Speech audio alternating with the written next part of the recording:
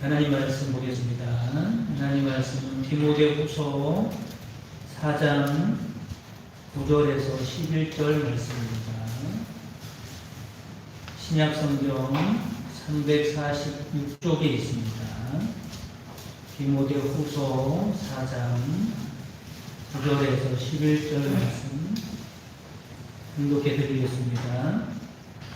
너는 어서 속히 내게로 오라. 대만은 이 세상을 사랑하여 나를 버리고 데살로니가로 갔고, 그레스게는 갈라디아로, 기도는 달마디아로 갔고, 누가만 나와 함께 있느니라. 내가 올 때에 마가를 데리고 오라. 그가 나의 일에 유익하니라. 아멘. 할렐루야. 아멘. 얼마 전에 뉴스를 보는데 안타까운 뉴스가 하나 있었습니다. 어떤 집에 불이 났는데 다행히 그 집에 살고 있던 가족이 모두 다 빠져나오게 되었어요. 그런데 그 집에 가장격이 되는 남자분이 불길이 솟아오르고 있는 화마 속으로 다시 뛰어 들어간 겁니다. 아마 추정키로는 집안에 뭔가 중요한 것이 있는데 그것을 놓고 몸만 빠져나왔던 것 같아요. 그래서 그것을 다시 가지러 그 화마 속으로 뛰어 들은 거죠. 안타깝게도 끝내 그 남성은 불길 속에서 나오지 못했다는 소식이었습니다. 여러분, 집안에 아무리 좋은 것이 있다고 해도 목숨보다 중요한 게 어디 있겠어요? 이걸 보고 작은 것을 얻으려다가 큰 것을 잃어버렸다라고 해서 소탐대실이라고 합니다. 작은 것에 욕심을 부리다가 큰 손해를 입는 낭패를 당하는 경우를 말하는 거죠. 정말 어리석은 일입니다. 그런데 본문에 보면 이런 어리석은 사람이 한 사람 등장하죠. 그게 누굽니까? 데마라는 사람입니다. 이 시간에는 데마의 실수에 대해서 생각을 해보면서 반면 교사를 삼는 시간이 되었으면 좋겠습니다. 아멘. 디모데후서는 사도 바울이 순교하기 직전에 믿음의 아들 디모데에게 보낸 서신입니다. 그래서 디모데후서는 유언적 서신이다 이렇게 말도하고 있어요. 그러니까는 사도 바울이 순교하기 직전에 쓴 편지라는 거죠. 그런데 바울이 복음을 증거하다가 어려움을 겪게 되고 핍박을 당하게 되고 감옥에 갇히게 되고 끝내는 순교를 할 위기에 처해 있게 되었습니다. 그랬더니 주변의 사람들, 바울을 따라다녔던 그 주변 사람들의 반응이 달랐죠. 여러분, 사람들도 그렇습니다. 친구라고 해도요, 내 친구가 많이 있어도 결정적인 순간에 그게 진짜 친구인지 가짜 친구인지 드러나게 되죠. 어떤 친구는요, 내가 어려움을 당하면 다 떠납니다. 어떤 친구는요, 진짜 친구들은 내가 어려움을 당할 때요, 끝까지 함께 해주죠. 바울도 마찬가지였습니다. 바울도 이런 위기를 만났자, 어려움을 만났자 반응이 두 가지가 있었죠. 끝까지 바울 곁에서 협력을 한 사람이 있는가 하면 바울 곁을 떠나는 사람이 생기기 시작했다라고 하는 겁니다. 그 중에 한 사람이 바로 데마라는 사람이죠. 그는 단순히 바울 곁을 떠난 것뿐만 아니라 10절 말씀에 보면 어떻게 말씀해요? 이 세상을 사랑하여 나를 버렸다 이렇게 말씀하는 것 보니까 신앙이 변절된 것 같습니다. 타락한 것 같아요. 아니, 예수님을 믿는다고 하면서도 주님의 일을 저렇게 열심히 하면서도 왜 고난을 당하나, 왜 핍박을 당하나, 왜 순교까지 당해야 하는가, 예수님 믿어도 별 수 없는 것 같다 이렇게 생각을 했던 것 같아요. 그래서 신앙이 변질되고 타락을 한 것 같습니다. 그래서 결국 그에게 주어질 수 있는 축복과 영광을 놓쳐버리게 되죠. 그는 한마디로 소탐대실한 사람이다라고 하는 겁니다. 아마 대만은 자기 계산으로 바울을 떠나는 편이 낫겠다. 이렇게 생각했겠죠. 신앙과 사명을 포기하는 편이 훨씬 낫겠다고 생각을 했을 겁니다.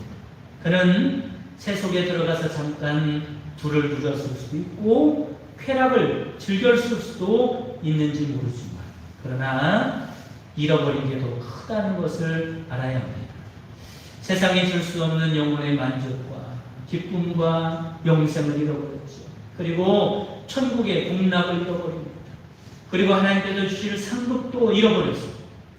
너무나 많은 것들을 잃어버리고 놓쳐버리고 말았습니다. 한마디로 말씀을 드려서 그는 계산착오를 일으켰다라고 하는 거죠. 그럼 구체적으로 대마가 했던 계산착오는 어떤 것일까라는 말씀을 나누도록 하겠습니다. 첫째로는 순간의 가치를 영원한 가치보다 더 좋은 것으로 잘못 계산했다라고 하는 겁니다. 순간의 가치가 있고 영원한 가치가 있어요. 그렇죠? 그런데 그는 순간의 가치를 더 중요하게 더 좋은 것으로 잘못 계산하고 말았다라고 하는 겁니다. 그는 현실적으로 바울을 따라다니고 예수님을 따라다니는 것이 자신에게 별 도움이나 이익이 안 된다고 판단했던 것 같습니다. 사실 어떤 면에서는 그럴 수도 있어요. 지금 이 시대도 마찬가지입니다. 예수님 믿고 당장 뭐가 잘 되지도 않을 수도 있고 금방 부자가 되지 않을 수도 있어요. 금방 출세하지 않을 수도 있는 거죠. 그렇다고 해서 순간의 가치보다 영원한 가치를 덜 중요하게 여겨서 그 세상의 가치를 따라 살아가서는 안 된다라고 하는 것입니다. 예전에 제가 어렸을 때 삼촌들이 계셨었는데 신앙생활을 하지 않으셨어요. 제가 삼촌 댁에 놀러 가면요, 삼촌들이 저를 놀리는 거예요. 제가 어렸을 때 이렇게 놀립니다. 야, 교회 가면 떡을 주냐, 돈을 주냐, 뭐 먹을 게 있다고 교회를 이렇게 열심히 다니냐, 저한테 그랬어요. 제 어린 마음에 상처가 되더라고요. 아주 못됐죠. 그런데 맞는 말이죠. 교회 다니면 금방 도움이 되거나 이익이 되지 않을 수도 있어요. 오히려 신앙 때문에 고난 당할 수도 있고 사회생활에서 손해볼 수도 있고 사도와 같이 핍박을 당할 수도 있고 심지어는 순교도 당할 수도 있어요. 그런데 세상은 당장 육신의 정욕을 만족시켜주지요. 육신의 욕망을 채워주고 육신을 즐겁게 해줍니다. 세상은 또 안목의 정욕을 만족시켜줍니다. 눈에 보이는 화려한 것들을 제공해주고 눈을 즐겁게 해줍니다. 세상은 또한 이생의 자랑을 제공해주지요. 사람들 앞에서 내가 이런 걸 해냈다고 과시할 수도 있을 거고 자랑할 수도 있었죠. 대만은 바로 거기에 넘어간 거죠. 그러나 이런 세상 것들은 어떻습니까? 잠깐 있다가 사라지는 것들이다 라고 하는 겁니다. 우리는 순간적인 가치 때문에 영원한 가치를 잃어버리는 계산착오를 일으키면 안 될 줄 믿으시기를 바랍니다. 아멘. 지혜로운 사람은요, 계산을 잘하는 사람. 지혜로운 사람은요, 지금에 만족하지 않습니다.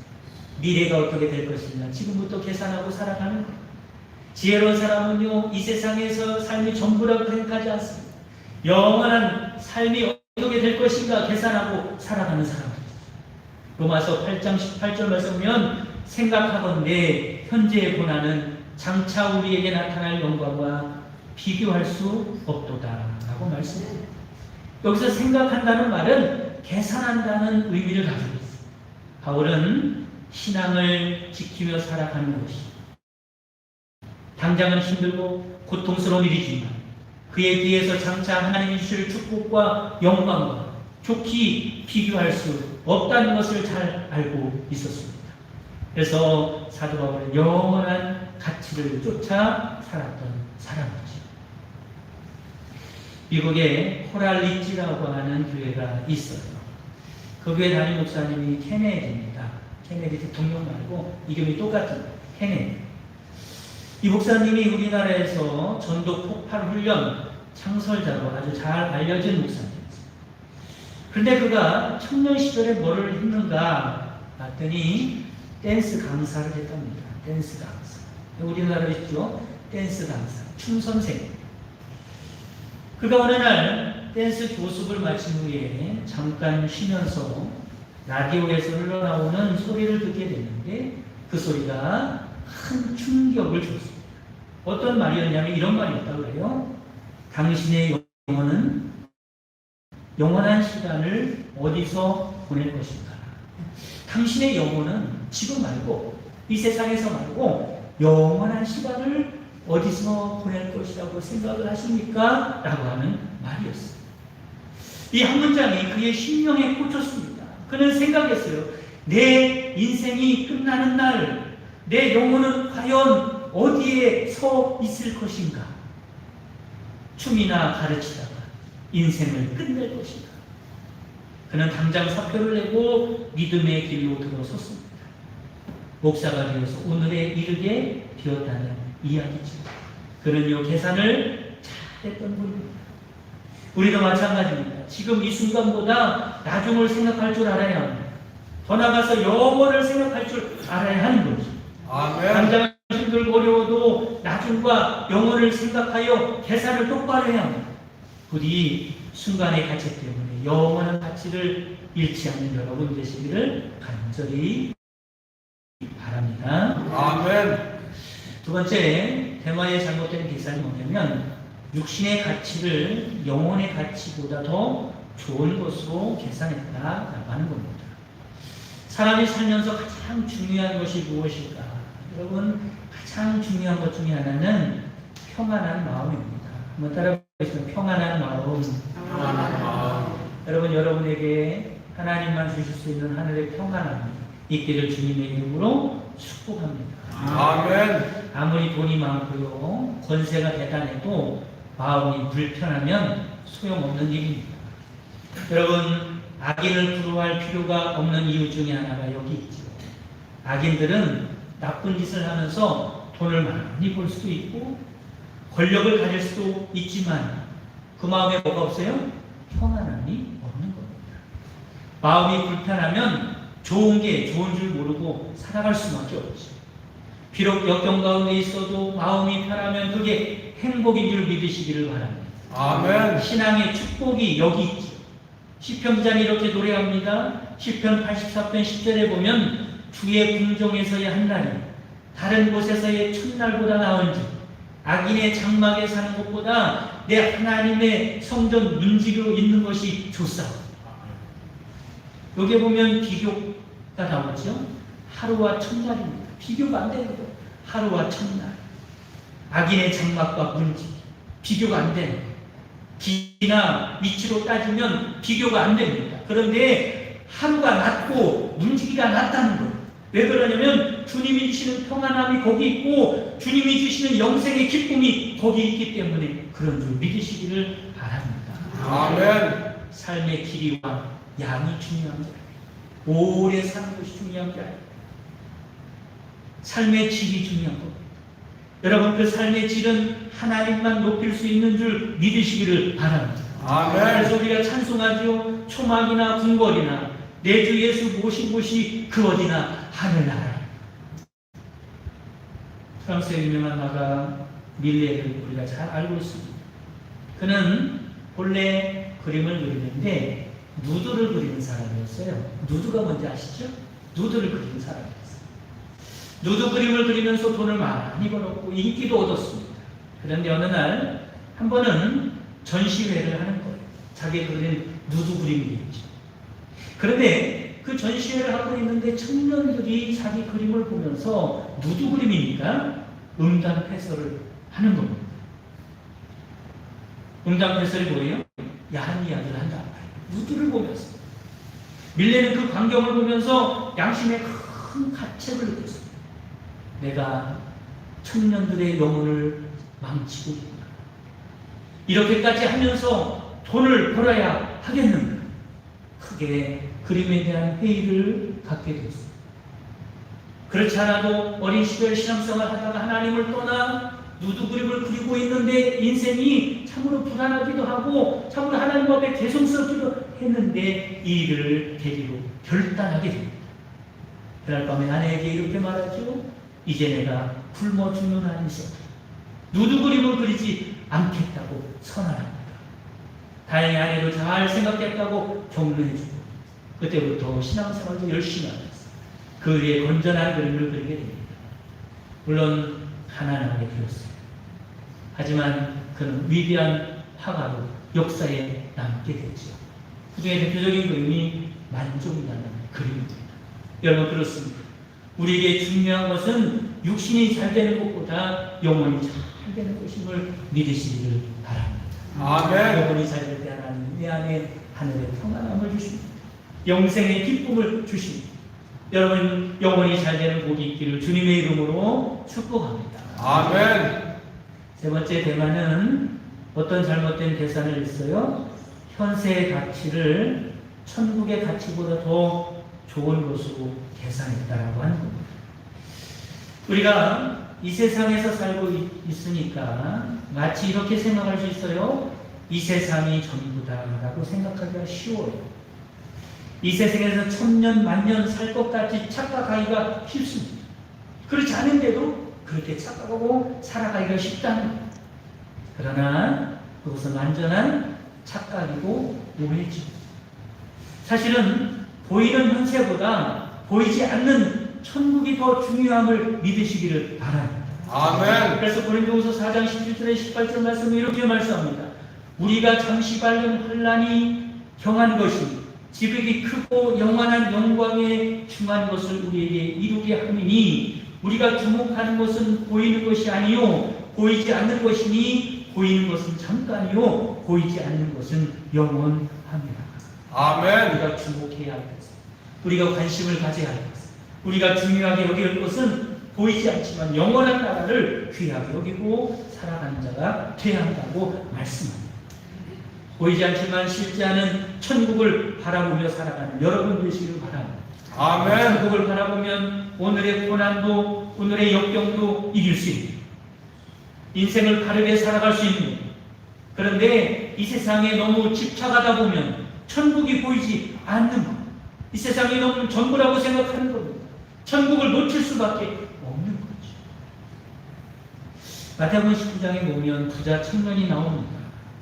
그는 예수님의 소문을 듣고 예수님을 찾아가죠. 그는 부자였습니다. 관은 사내들인 공의 의원이었어요.